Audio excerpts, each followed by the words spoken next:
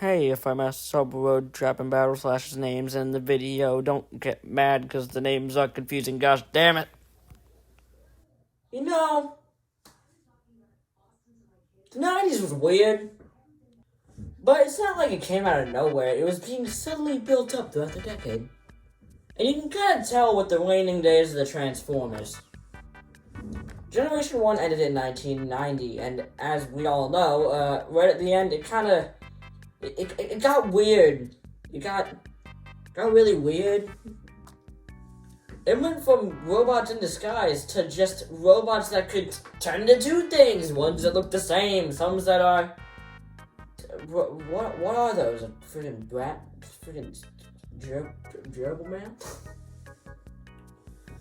And today we're going to slowly zoom in to these guys that we like to call the Duobots. The Duobots have always been a bit of an anomaly to me.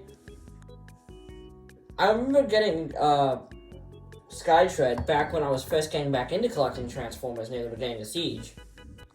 And I happened to have Road Trap without knowing they did the whole pants thing.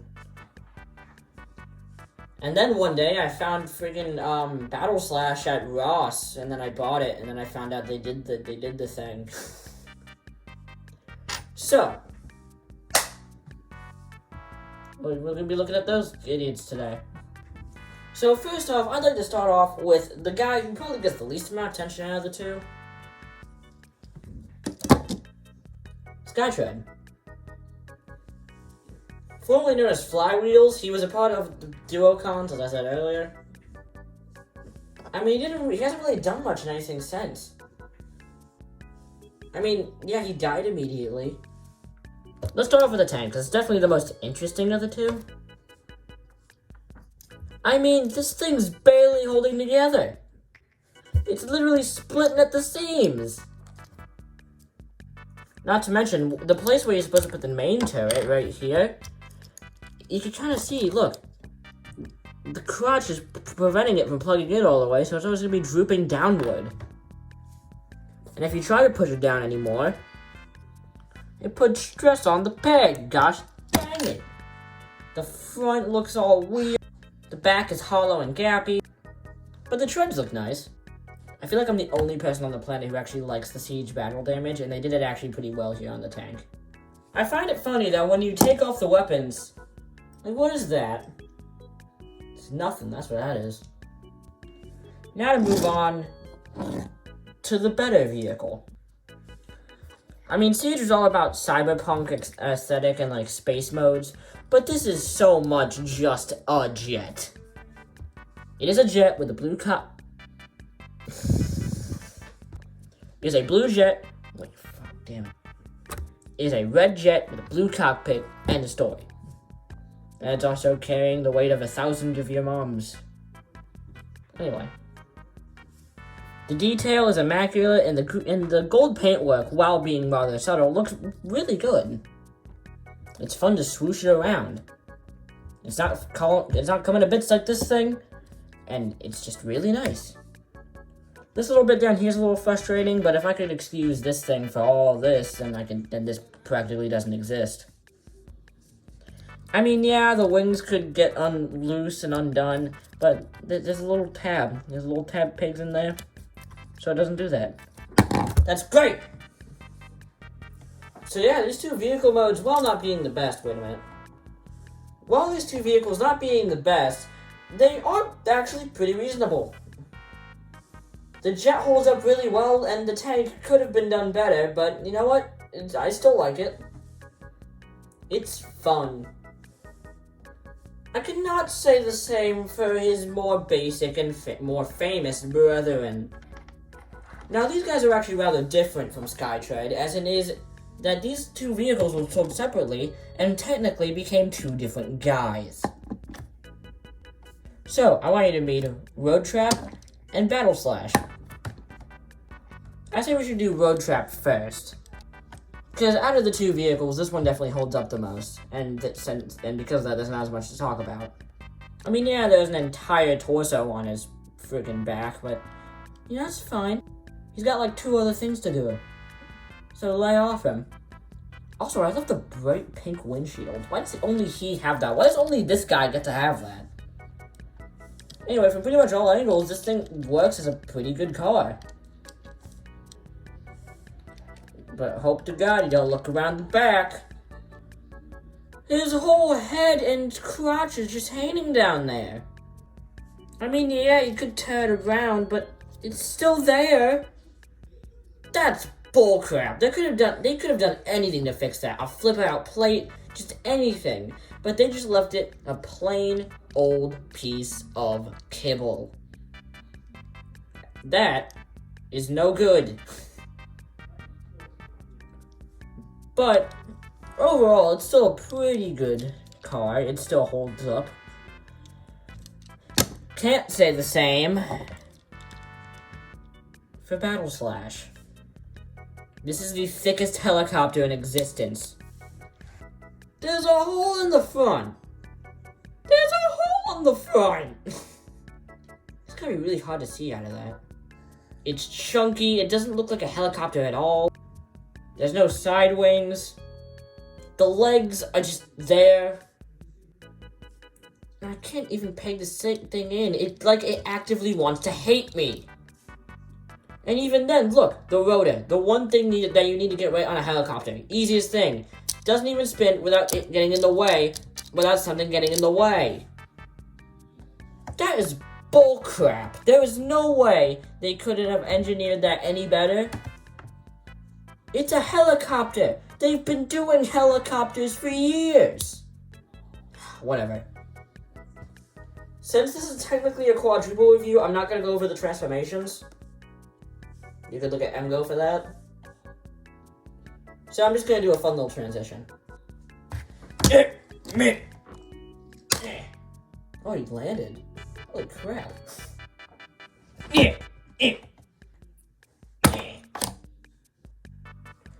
Again, let's look at Wheeljack because he seems to turn out the better of the two.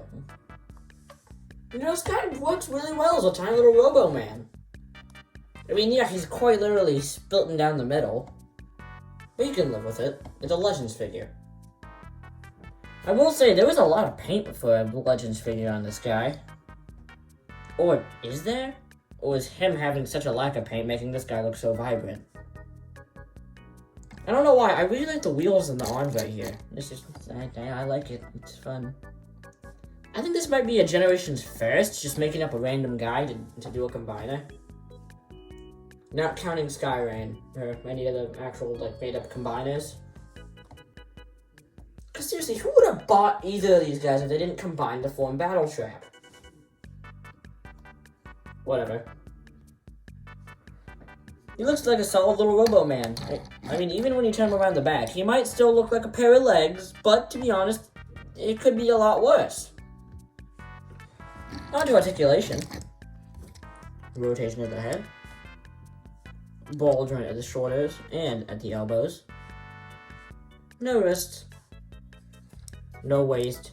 But there's a ball joint at the hip and ball joint at the knees. Transformation joint can use as a toe pivot. And that's it. You know, the articulation isn't the best, but you know, it holds up pretty well. I mean, not compared to any of the modern Legend stuff, but hey, whatever. So yeah, the Robo mode is pretty darn good. His head's pretty weird, though. Like, is he wearing a battle mask, or does he just not have a mouth? Moving on. Now on to this idiot. Dude, immediately, look at his proportions! He's got childbearing hips. He's got like 4 nipples. Wait, is that freaking Pounce and Wingspan's head? Whatever.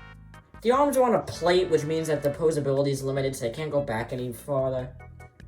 And since he turns into a little helicopter, he has a little kibble here. And not just that, when you turn around, he's got like a friggin' diving board for Brain Masters. There could have been a better way for that. One simple rotation joint right there to rotate that and fold it up would have been perfect. Might have had a little bit of a dump truck, but it would have been perfect. Would have been better than a freaking diving board on his bumhole. I do like this though. Whee! He's also that crappy gray color that I hate so much. You know, it's really weird. A figure that I hate so much, and his head's actually kind of fantastic. Huh. Who knew? Anyway, rotation at the head. Ball joint. A Mafia elbow. Oh god. Mafia elbow. That's tight. Ball joint at the elbow. Ball joint at the hips, and ball joint at the knees. And that's it. There's no way. Wait, look at that.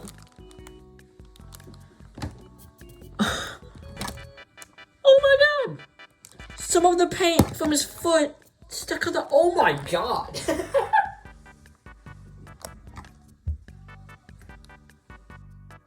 That is magic. Okay. Yeah, this is a double review, technically. So, yeah, combined mode / robot mode. Oh, don't want to break it. I really like this guy.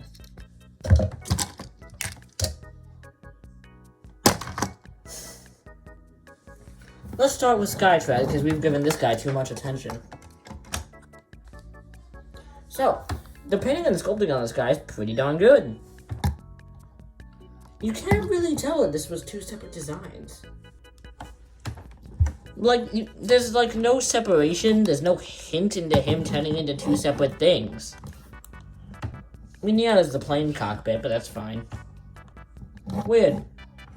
You could flip out the wings for some optional Seeker's fuselage. Also, the head mode is great. Perfect generic Decepticon. The colors are a little weird, though. Poo brown and blood red. Weird. Articulation-wise, the head is on a ball joint. Universal joint at the shoulders, bicep rotation, and elbow bend. Waist rotation. Universal joints at the hips, and also a waist swivel. About 90 knees. And he has down about that far, and an ankle pivot. And that's it. He also comes with these two guns, which is pretty cool. And they're both blast compatible. He's also covered in these impact ports, which allows him to get shot in the arm. And in other spots, whatever, it's cool. His guns can also combine.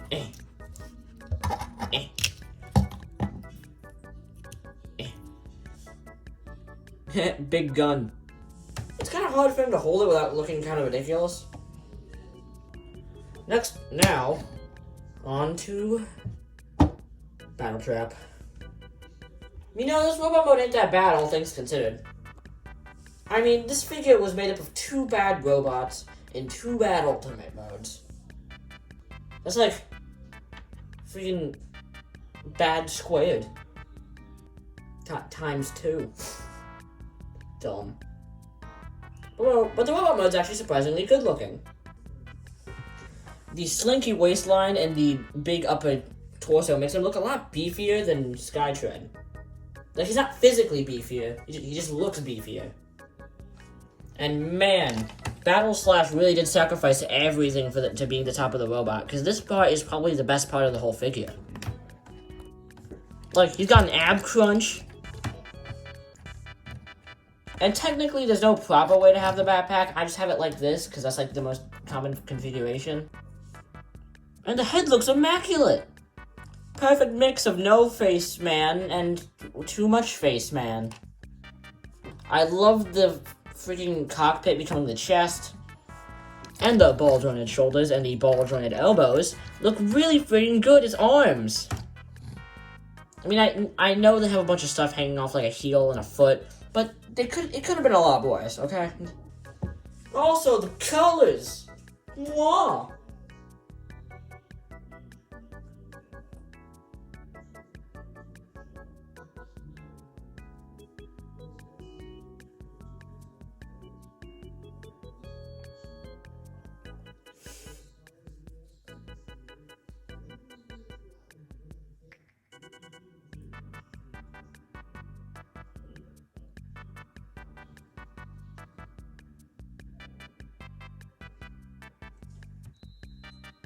Oh, is this still recording? But it's kind of weird. Road Trap somehow comes out the worst of the two in this mode. I mean, yeah, there's a waist rotation, thigh swivel, and ball joint at the hip. And some ankle pivot, technically. There's no knee. I mean, there is knee, but you have to transform the damn thing to use it. And that looks awful. So I'm not gonna use it. Oh yeah, I already went over the articulation, so I'm like, ha! Also, this guy doesn't come with any weapons. I mean, to be fair, no Legends has ever come with a weapon, so why should they start here? I mean, you could just give him a Target Master. But that's the wrong faction! Who cares? They're all the same. Comparisons. Optimus. Megatron. Wait, light brown. That's crazy! And Skeletor.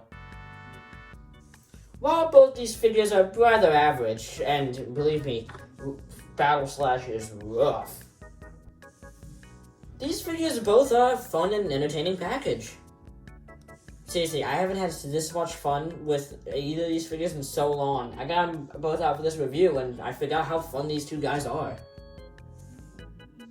Skytread stuck to his roots, while battletrap slash road trap slash battle slap, whatever. They did something cool and unique, and I love that. Does it count as power linking? Whatever. Anyway, even though I did a lot of complaining towards these two guys, it is totally worth it for the combined mode. And if you have both of them, they both look great next to each other. Duo cons forever! I totally recommend them. Okay, bye.